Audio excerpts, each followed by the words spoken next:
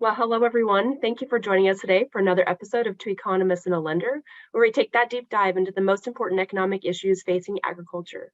I'm your host, Carly Jacobson, and I'm back here with David Widmar and Brent Gloy from Agricultural Economic Insights, along with our own financial officer, Jessica Larson from Southeast Nebraska.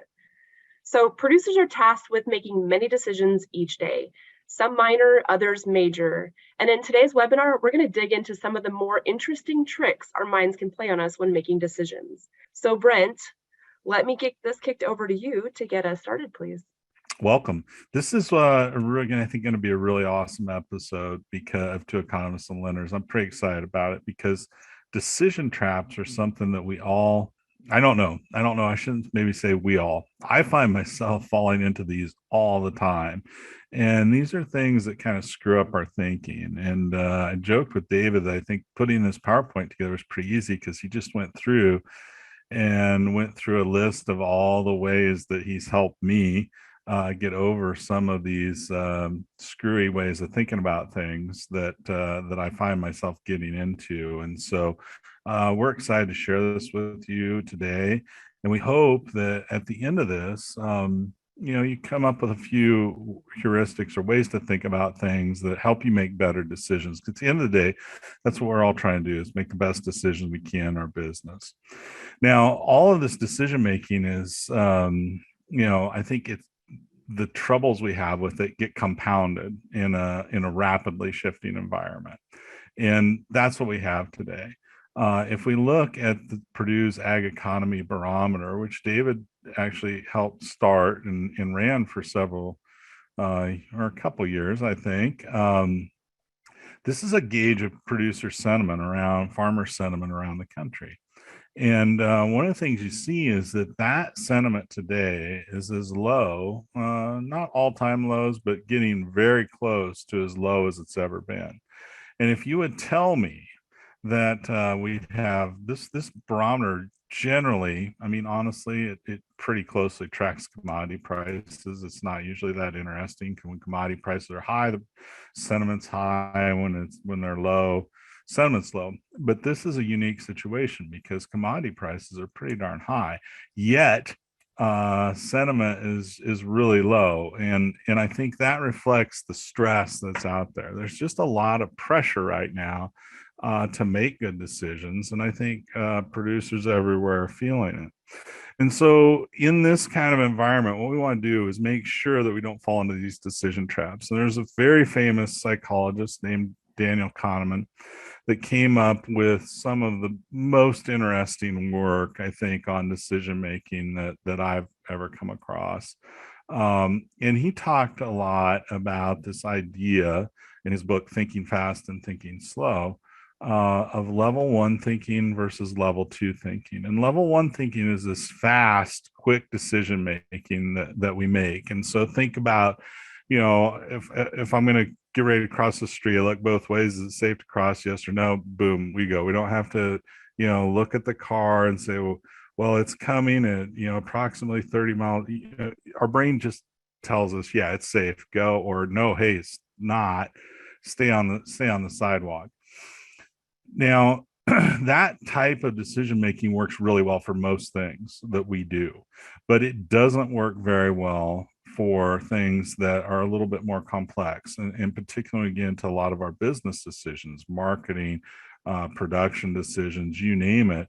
Those are things that we really need to get our brain into this level two thinking, which is more contemplative. We have to sit and really think about, process, take some time to make good decisions so that we're not doing it like the two guys in this cartoon, which is, hey, I've got a great decision-making process. Just so paper airplane up, whichever basket lands in, go that way. That's not going to work very well. We want to get our brain slowed down so we can take time to contemplate and make the good decisions that we need to make. So, today, right now, is a perfect example of it. If you look around the country, I don't know where everybody's at on this webinar, but where I am, I describe the situation as epic, an epic drought. It's really bad, 20% of normal rainfall. So it's really ugly situation. I think a lot of Nebraska and maybe even parts of Iowa are kind of feeling that same way. I got an email from a friend in Wisconsin today. Hey, it's, things had been looking pretty good. Now it's starting to maybe not look so good. So, the crop is getting, we're having to make decisions about marketing. At the same time, commodity prices are falling. We want to get out of this kind of snap fast decision making and get into this contemplative thinking. But let me ask you a question. So if you think about it, um, let's start with a little poll. So I want you to consider the following outcomes. The U.S. suffers a massive widespread drought, and in turn, the U.S. corn and soybean crops are the worst in a decade, or the U.S. corn crop is below trend in 2022. What's your feeling? Which of these outcomes is more likely? Okay, we should be getting some votes here shortly. So this is good because the people on this uh, call are thinking. You got your brain a little bit out of that type 1 thinking, because this is something called the narrative bias. And the narrative bias is we tend to tell ourselves this big story and confuse ourselves around which of these is more likely. Clearly, being below trend is more likely than just having an absolute disaster. It's a small subset. Yeah, Brent. So, if you think about these nested Venn diagrams that are there on the left, the bottom option, the scenario where the U.S. corn yield is below trend, there's a whole host of ways that could come together.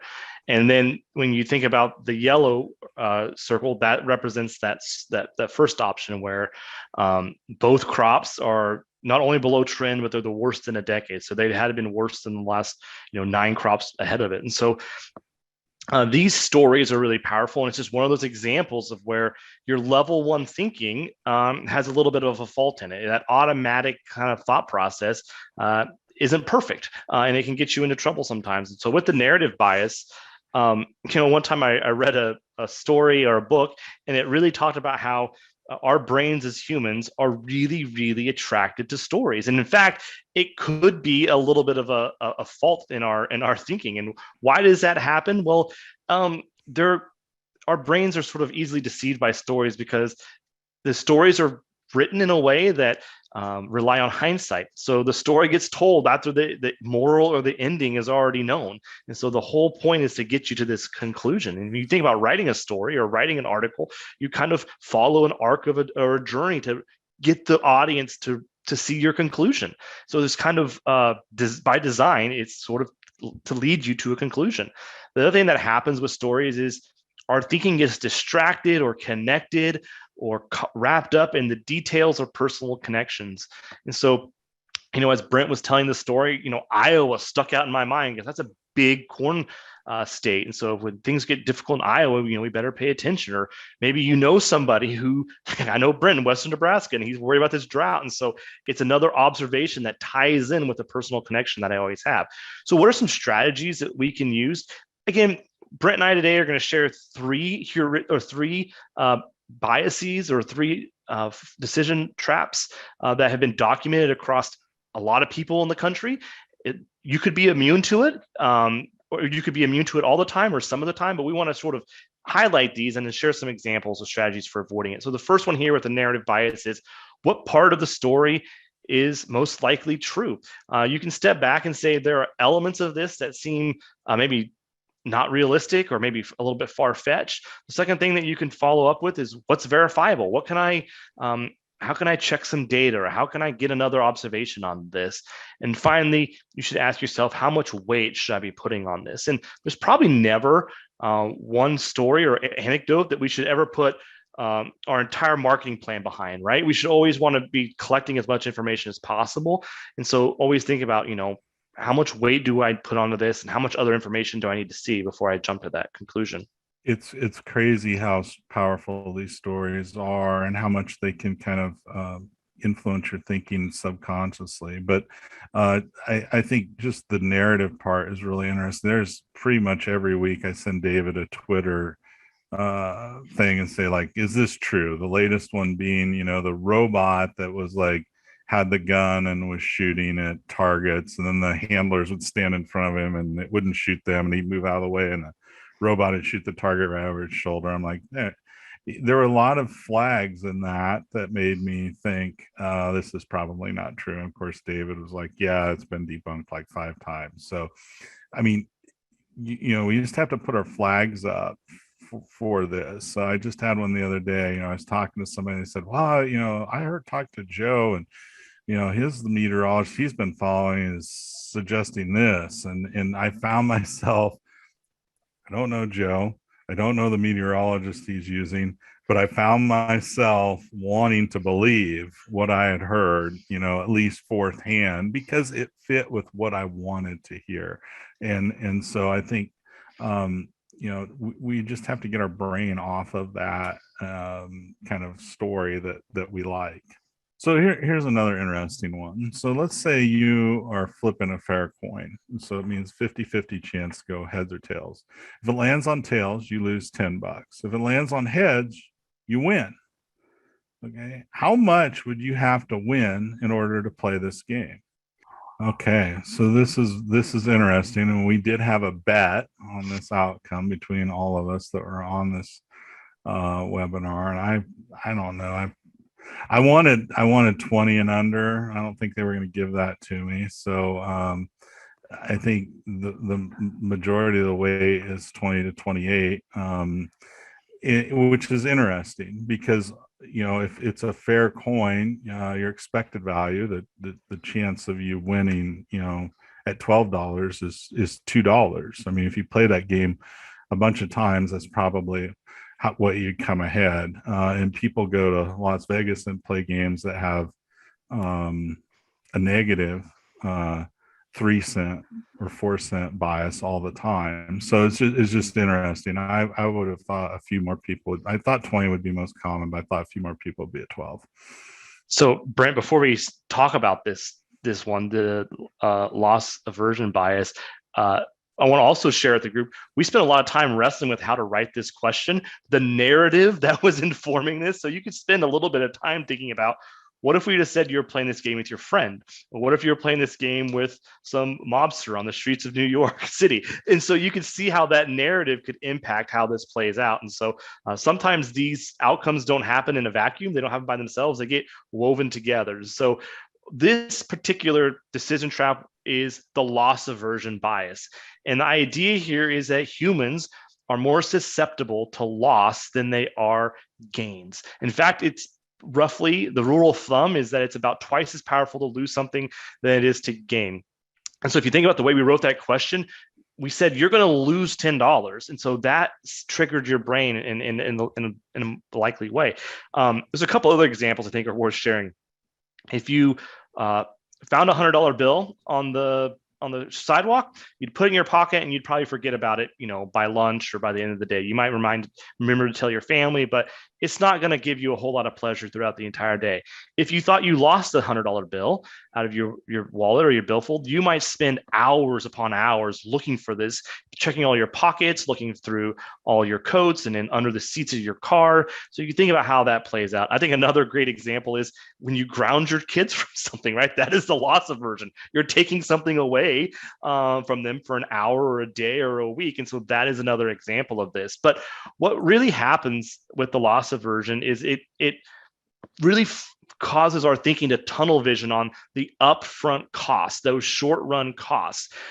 Missing a rain, the fact that we use that phrase, we missed a rain, is really framing it in this cost standpoint.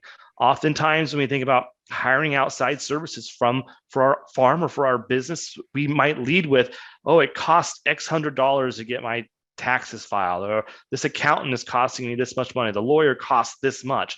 We sort of lead with that information. The other thing about is common for most of us is going to the dentist.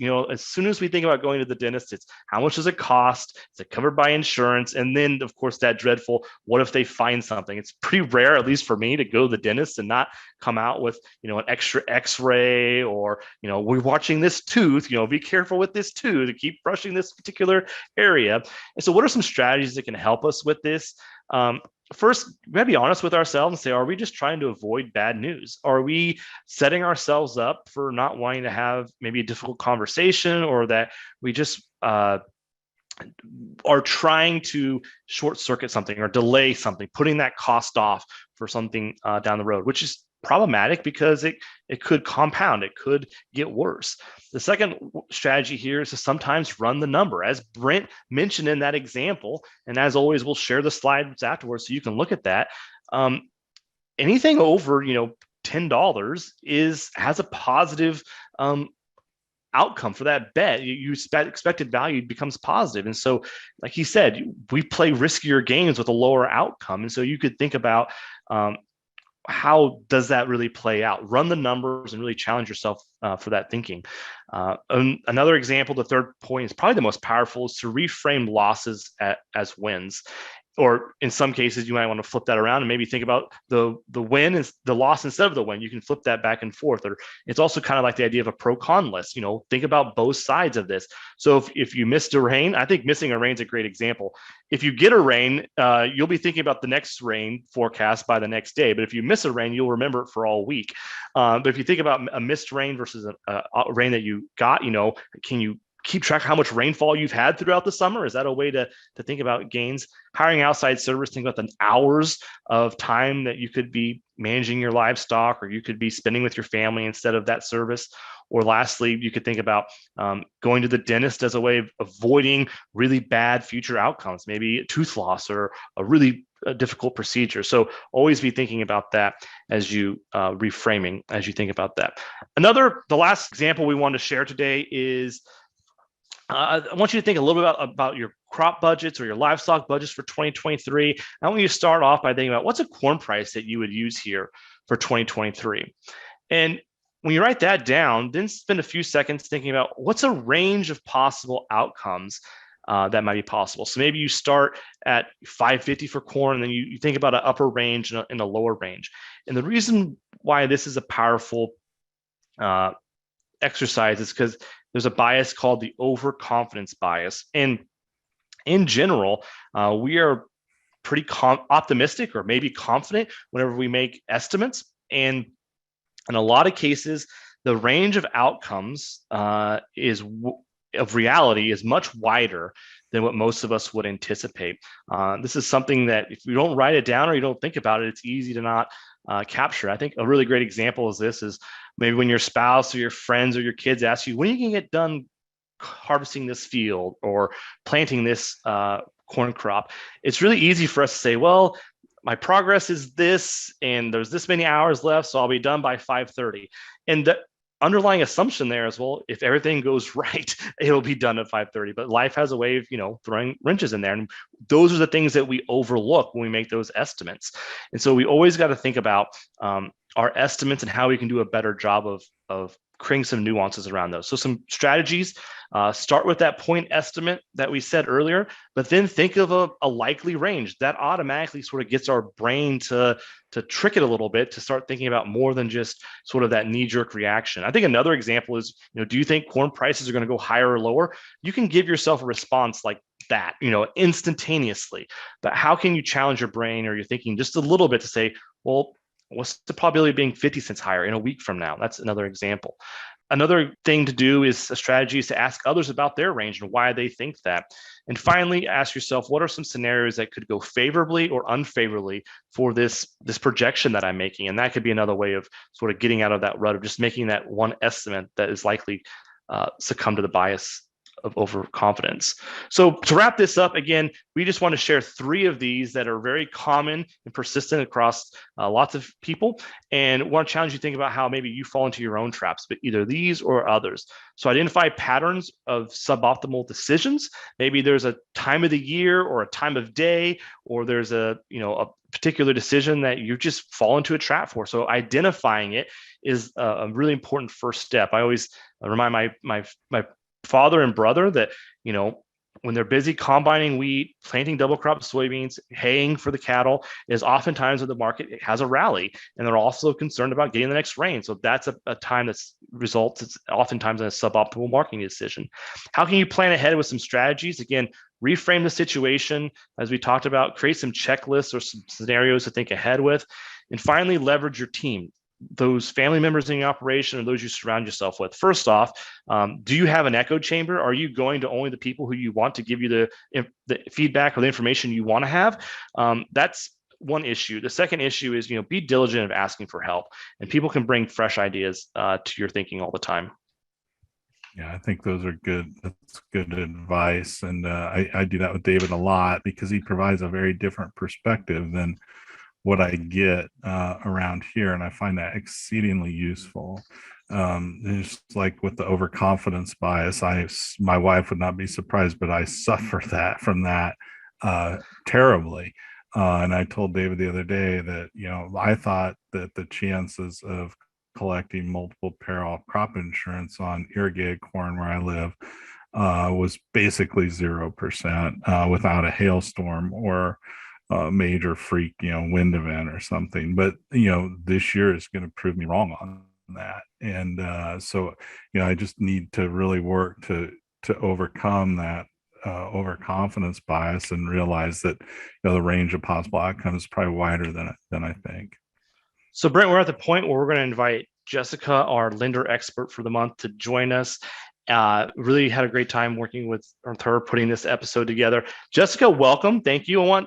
The first question is to have you tell us a little bit about yourself. But the first thing to share is, what was your guess for what you would have accepted for that coin flip? I was in the $20. So pretty much what the majority of the people on the call or on the webinar were. I agreed with them. Great. So tell us a little more about yourself. Sure. Yeah, no, thank you. I appreciate you inviting me to be a part of this. I have been with Farm Credit Services of America for about 24 years, although all that time has been here in the Beatrice office in Beatrice, Nebraska. Throughout that time, I've worked both crop insurance and lending. I live about 15 miles northwest of town here, about 5 miles from where I grew up. I grew up on a farming operation. It was diversified. We had corn, soybeans, milo, wheat, cattle, and hogs. And so I spent my youth being active in 4-H and FFA, and then attended Southeast Community College in Beatrice, and then went on to attend the University of Nebraska in Lincoln. Well, great. I want to kick this off by asking you to share a decision trap that you see a lot of producers, frequently falling into. Yes. As I was listening to, your presentation, we see a lot of those things come in. One of the big ones, a couple of them, first of all, is at the end of the year where they're dealing with tax planning.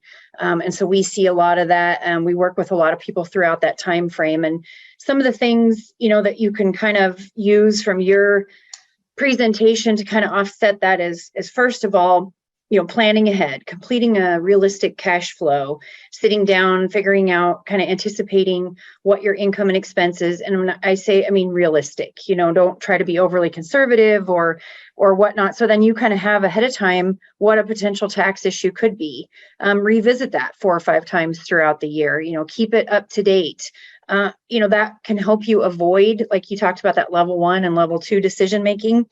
You don't want to that's a pretty big, tax planning is a big decision. You don't want to get into the last 2 weeks of the year and be scrambling and make some kind of messy, quick decisions that maybe aren't, they could be a little bit messy, maybe a little more costly because they're rushed, where, if you know some of that ahead of time, you might be able to work with your accountant ahead of time as you're making purchases throughout the year, do some different things that could help offset that. And this goes into some of the input decisions, marketing decisions. Those are all decision traps that people, you kind of get in a rut and you do the same thing over and over. And as things go up and down, you start getting nervous and maybe make some rush decisions again. But there again, that's where that projection and the cash flow can come into play. It's all about margin. And protecting your risk and just having a plan, taking your time, not making rush decisions for big things that are important. Getting the accountants involved earlier than just the last 2 weeks out of the year. If you're going to make a big land purchase, I've talked to someone here recently, and we see this all the time. They're going to be making improvements to a property, or they're making a land purchase that has a large depreciable asset on it. If you've got multiple entities, that's where you work with your accountant ahead of time to see, is there one avenue we can take to make this a better tax decision so we're not dealing with taxes down the road. And so we see those all the time. Yes. That's really great, Jessica. I think a lot of times you think about this, got off harvest, you get an estimate of what your tax bill might be. You have a few weeks left to make a decision. I know personally, I don't make good decisions in the time crunch. And so oftentimes that's a sort of a decision trap for me when I feel like I have the time pressure. And I guess my default is not to make any decision, but sometimes other people respond differently, and I respond differently in different situations. So I appreciate you sharing that. Mm-hmm. I want to talk a little bit about, these decision traps become more obvious, or they become more paralyzing or more consequential when there's a lot of farm stress. There's a lot of financial stress in the farm. So when that stress hits a 10, what are some common themes that you've observed for folks who've been able to navigate that? That's a great question, because farming is a stressful.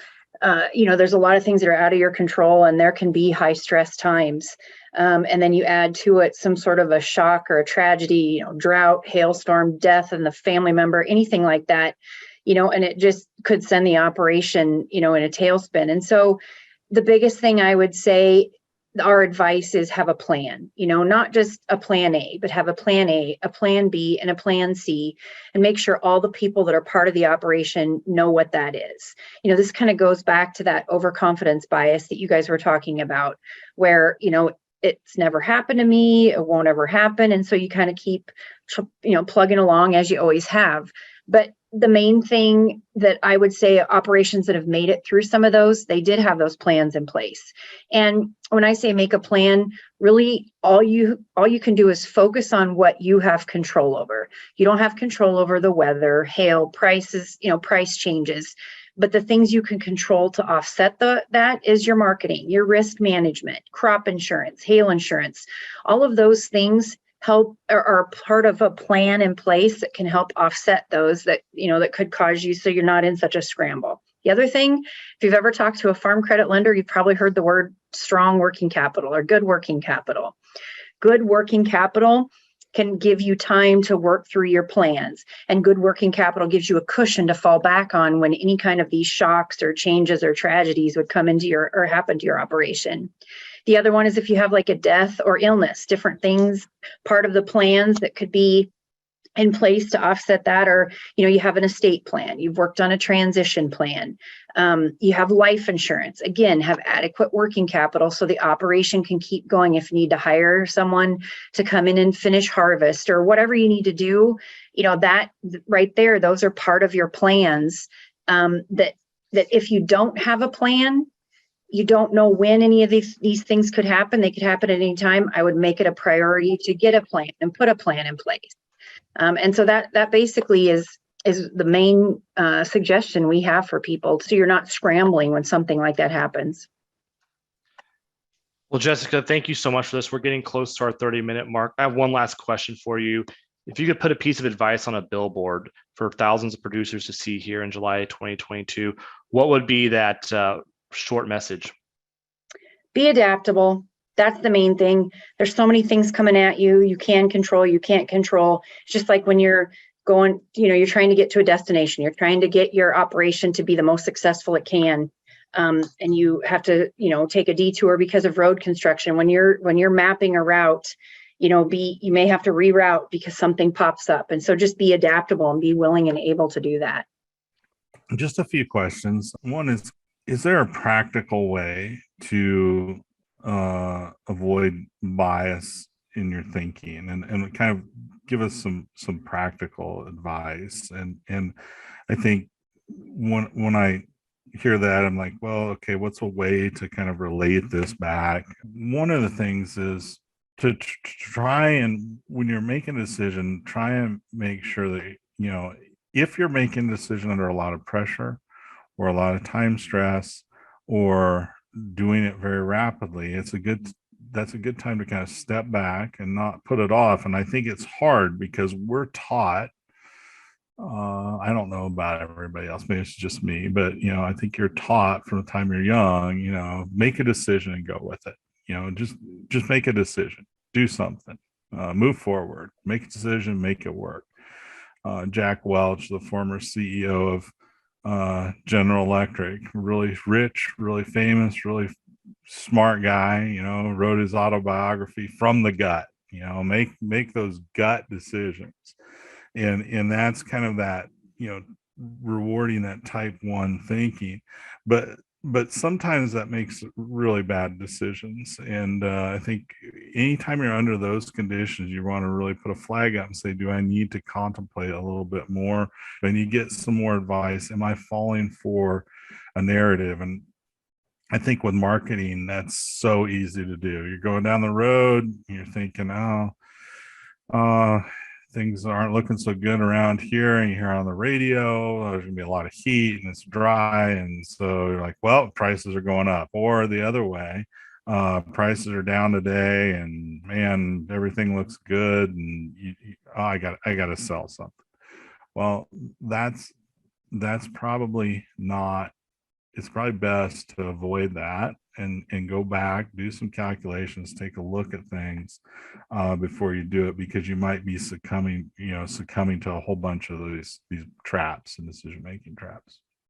But I think one kind of 30,000 foot idea here is we kind of have to admit to ourselves that we make bad decisions, and we have to be willing to admit that.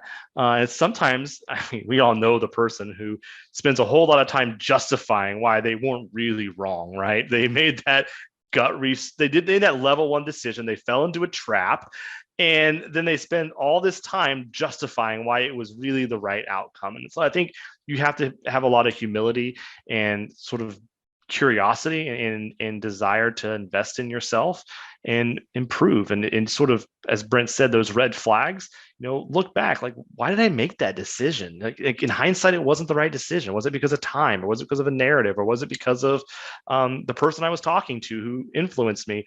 And just kind of keep a list, maybe a journal, that would be ideal, but keep a mental list at a minimum of ways that you sort of fall into these traps from time to time. When Daniel Kahneman was asked, what's the best way to make better decisions, what could you do? And he said, go easy, go to the local drugstore, buy a notebook, and anytime you make a big decision, write down what the decision is that you're facing, what the question is you're facing, what you're thinking about it, what you think the range of outcomes are, and what you decided. And the guy says, oh yeah, how does that work? He goes, well, no, I don't do that. I mean, are you kidding? Like, that's way too much work, right? And I think that's the reality, right? Like, it would be really helpful to do a decision journal. It's something you get a lot of value out of on the farm. I think it's one of the biggest things you can do to improve. Is it easy to implement? It requires a lot of discipline. And some of us, frankly, aren't that disciplined. I'm right there with it. I mean, my daughter, she could do it. She's very disciplined. Brent, less disciplined. And so it's harder for me to do it. But boy, I would get a lot of value out of it if we did it more regularly. When we were talking about this episode, one of the things we talked about was interest rates, and interest rates is a great example right now, because interest rates are changing rapidly. Okay.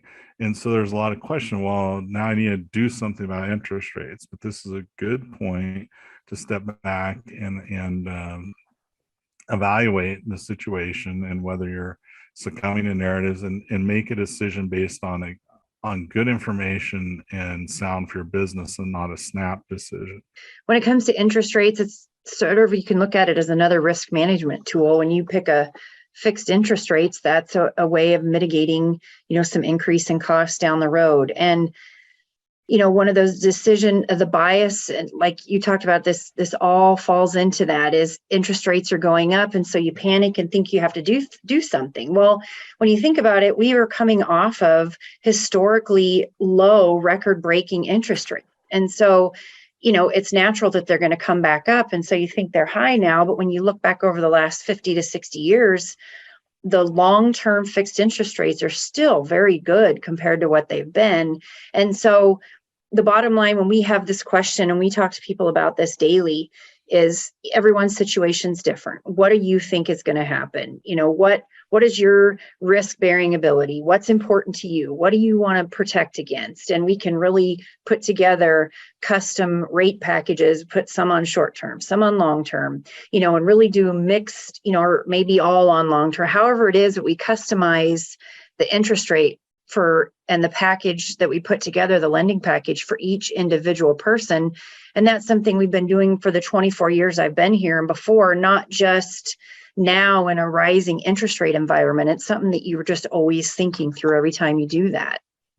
You brought up a lot of really good points. And the important thing is to get into your situation and get away from this idea of, oh, well, I'm going to predict the interest rates or whatever. What is the impact of rates going up or down, and try and evaluate that in your situation and ask yourself, well, do I want to take that risk or not? And I think that can be the most helpful. Usually we can get these decisions down to something that's pretty easy. Implementing it is the hard thing, because it might involve a change in a relationship or something like that makes it not necessarily fun to implement, but the decision is usually easy. Like you said, sometimes when you put it down to numbers, you get so worried about, if you do this and you lock this in now, I'm going to be paying way more, interest or way less or whatever that is. But when you put it into dollars and cents and you calculate it back down to maybe per bushel or per head, and you're like, okay, well, there it goes back to that risk management. I am okay doing that. That's a minimal cost to my overall operation to offset one of those risks that I'm concerned about.